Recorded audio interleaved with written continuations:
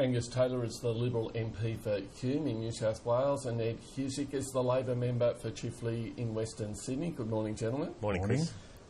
Submarines. Angus Taylor, does it make sense to have a bipartisan policy, as Bill Shorten is proposing, given any decision on submarines is going to lock in future governments for decades to come? Well, we'd love to have a bipartisan policy. We always love to have bipartisan policies. It's a question of whether Labor is going to agree with what is a sensible policy, which is a competitive evaluation process. And Chris, the key thing here is we've got to get the balance right, and the balance is between security needs, the needs of the Australian defence industry and South Australia, and cost.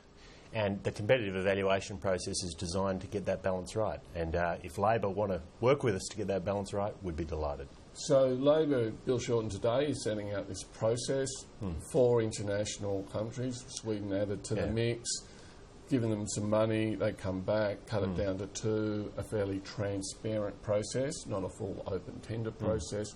What's wrong with what he suggests? Well, I'm not sure why we need to throw a lot of money to the defence industries in these countries, which is all I could really take from the process, is we're going to give them a whole lot of money. I don't think that's necessary. I think these countries and these companies want to do the work for us, and that's why we've got a competitive evaluation process. Okay, Ed Husic? I guess I'd make 2 points. I welcome Angus's embrace of bipartisanship. We had it before the election. We've had both sides of politics saying we were committed to local build of the submarines, and the then Defence Minister walked away from it, even though he committed to it a number of times. We do need to ensure we get the balance right in terms of the design, but also bearing in mind too, it's the construction and maintenance that adds a lot of value and particularly jobs.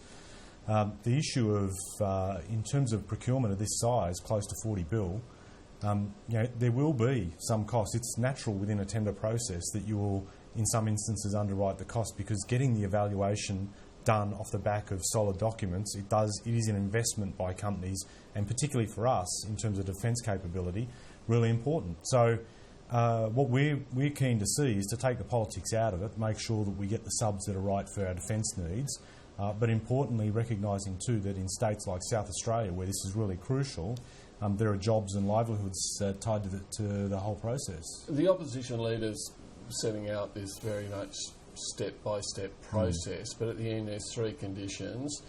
1, guaranteed performance. Yep. You want the subs to work, that makes sense. Access to all intellectual property. Not sure whether that's possible with some weapon systems and stuff, but the 3rd one, that they're built and maintained in Australia. That's, strip away everything else, that's a sticking point, isn't it? Labor will insist that they should, the condition of bipartisanship would be that they're built and maintained in Australia. Yeah, I don't see any reason to make an apology for sticking up for local jobs. I think it's important for us to, particularly, as I said, in states like South Australia that have built up capability, you don't want to see it just thrown into the breeze. In terms of IP, there are not just the issues of, you need to be able to have access to it for the maintenance aspect of it, but there's interoperability issues as well with our allies, and you want to make sure that whatever we put in place, that it hums neatly with our defence arrangements with others. Okay, Angus Taylor, all boiled down, is that the sticking point, Labor's insistence that the subs be built and maintained in Australia, to lock that in at this point? Well, we've said all along we want a significant Australian participation in these things. But what they're not saying significant participation, no, they're saying... Well, it's not... I still don't understand, Chris. Frankly, it's not at all clear. Are we going to design these things ourselves? Is it going to be our own intellectual property? I mean, this proposal is commercially naive. These companies are prepared to make investments, $8 million or $10 million or whatever it is we're going to pay them. We don't need to do that.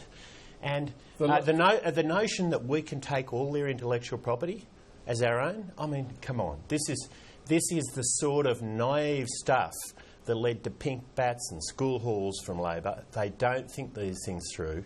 Isn't the process that we used for the last submarine? So it was Swedish design, but they were built and maintained in Adelaide. Sure. And, I think that's, that may well be the right answer here. But the thing is you've got to get the balance right, and that's what we're trying to do. Cost, security needs, and local jobs. And we think we can get that balance right through this competitive evaluation process. We don't need to throw money at the Japanese, or we don't need to say we're going to steal all their intellectual property to get that balance right. Isn't it sensible for the government to keep its options open? Because, as Angus Taylor's pointed out, there is an element of cost here.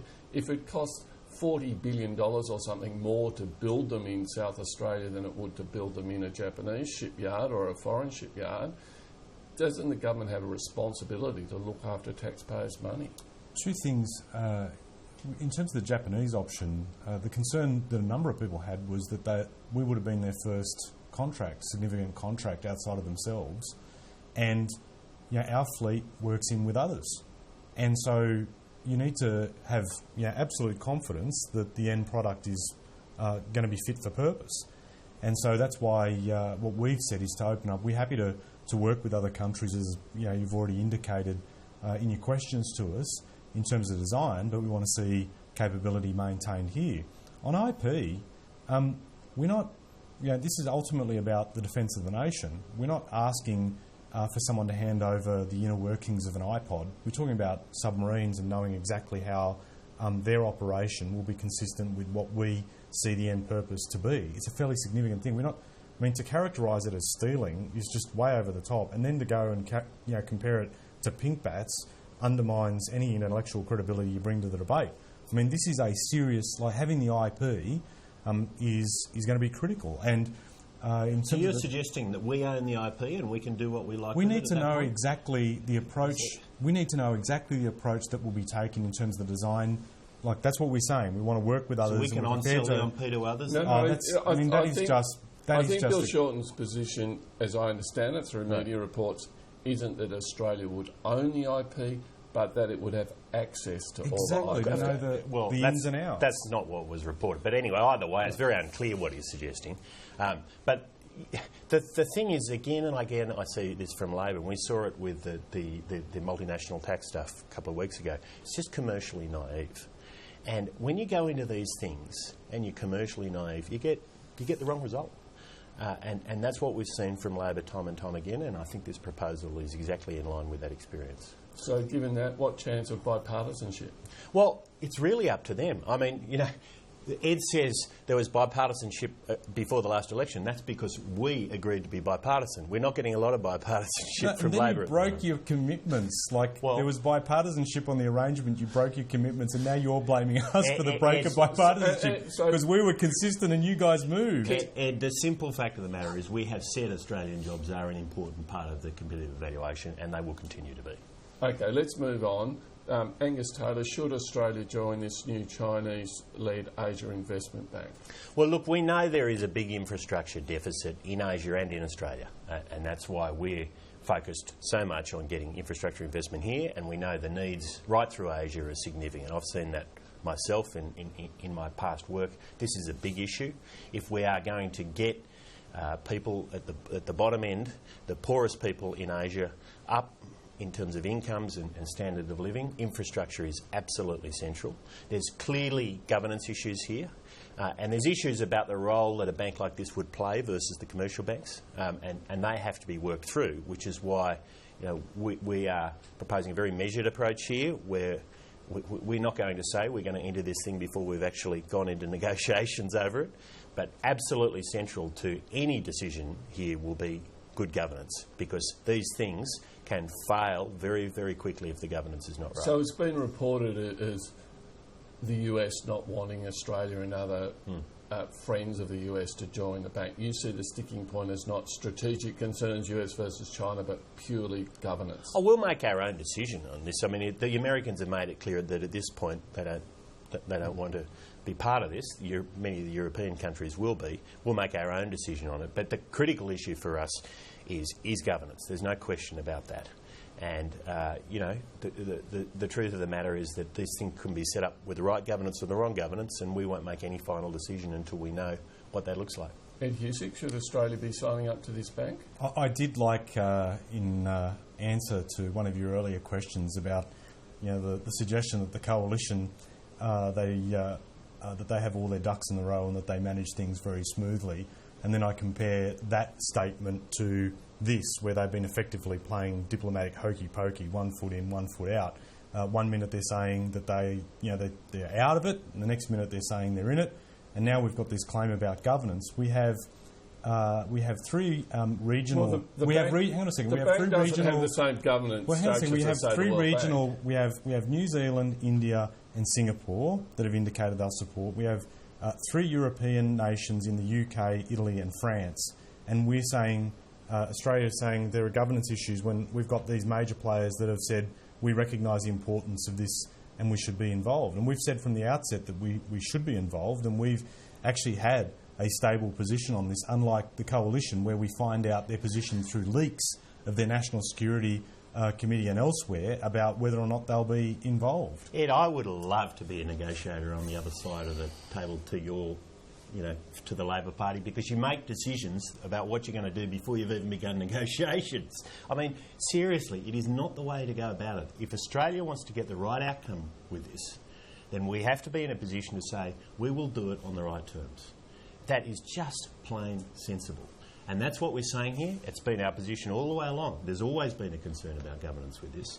And there hasn't been flip-flopping. It's been clear. If this thing, we recognise the need, and we've said that all along. But if this thing is not set up the right way, we will not be part of it. Isn't that fair enough, Ed Husic? There is a concern that China could use this as, if you like, an element of soft power, to be putting money into projects for political and geopolitical reasons rather than commercial reasons, if I can put it like that. Isn't it fair enough to make sure that the governance stacks up? Well, I go back to the point that there are a number of countries that are prepared to be involved, and through their involvement you can ensure the type of concerns that you've just expressed there will be, like that there's transparency to the process, that a lot of countries will be well aware in advance about decisions that are made. What we had a few moments ago was smoothing the misshapen clay pot. The suggestion that the coalition has applied a stable, sure approach to its decision-making process in this is just ludicrous, because there's been clearly division within Cabinet about whether or not to go ahead on this, and to suggest now that we've been taking this mature approach all along, just it does not stack up with experience. Well, I don't know. You must sit in Cabinet. I don't. But you can see it. I don't have to sit in Cabinet. It's all in your papers. You guys are talking. Thanks, Ed. But the truth is that if you want to get a good outcome on any negotiation, whether it's submarines or the AIB, you go in and you say, this is what we want to achieve. If we get the right outcomes, we go ahead with it. And if we can't get the right outcomes, then we'll have to walk away. And unfortunately, that's life. That's how you get good outcomes for the country, yes. And that's what we're interested in. Coalition Cabinet works like a Swiss watch said, no one ever. Okay. A final issue, retirement income. It's an ongoing debate following last year's budget intergenerational report.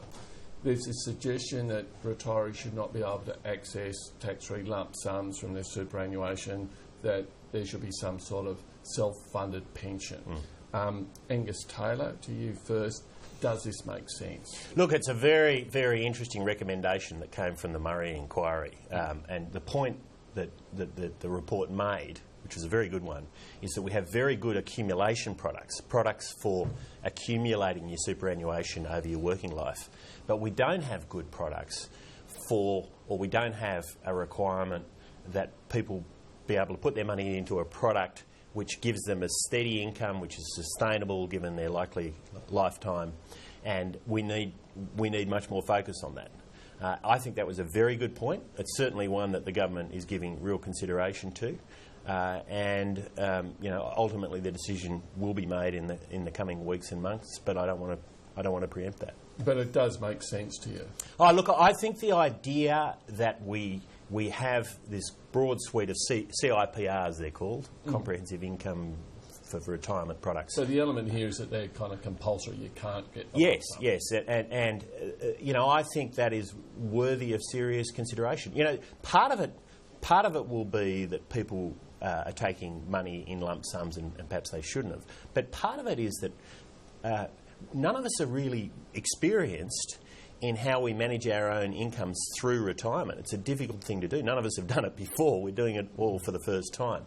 And so to have a product suite there, which the government mandates is a really sensible option to consider. As I say, I'm sure a decision will be made in time about whether or not to go ahead down this pathway. Ed Husic, in principle, a good idea? Can I just want to go back to the way in which we got to this discussion. It's in effect been a Treasury official floating the suggestion about where things might head. I was concerned about it insofar as obviously FSI has been pretty comprehensive, and we want to see a comprehensive response. I don't think it's right that we, on something as big as this, that it be floated to a conference without having the imprimatur of the government. So either one of two things happened. Either the government is floating this as a balloon to see what the response is like, or we've got a Treasury official just talking out of school. And I don't think that's good policy. You'd want to see how this would operate in the scheme of things, which leads me to my other concern. In terms of the debate we've had around super, it's been very disjointed.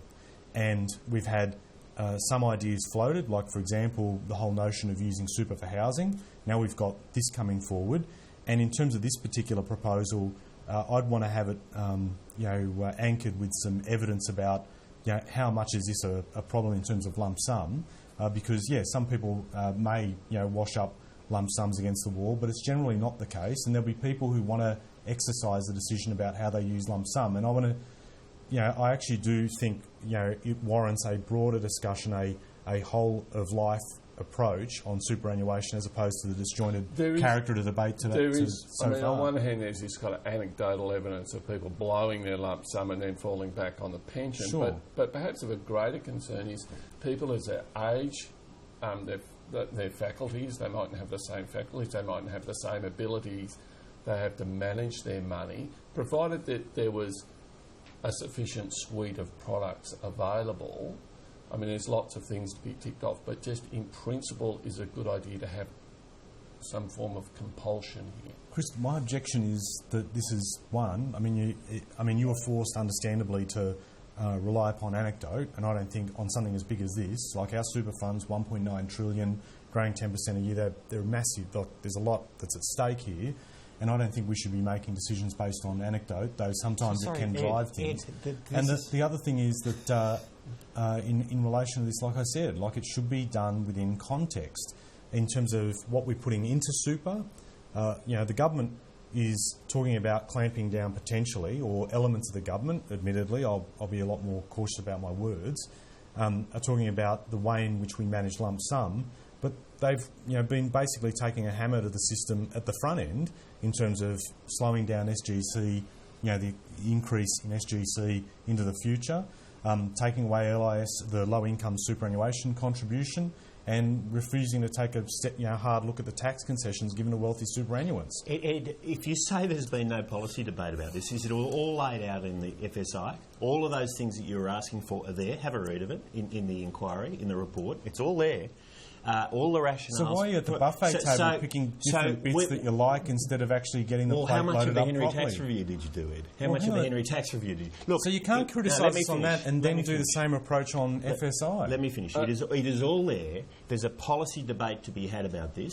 It would be wonderful if those on the Labor side had a read of it and have a sensible discussion about it. But there is a lot of good work that's been done there, and this is an option worthy of consideration. Don't lecture us about sensible approach when you've got Treasury officials floating balloons the way they did this week. Okay, gentlemen, we're going to have to leave it there. Thanks for your time. That's a pleasure. Thank you.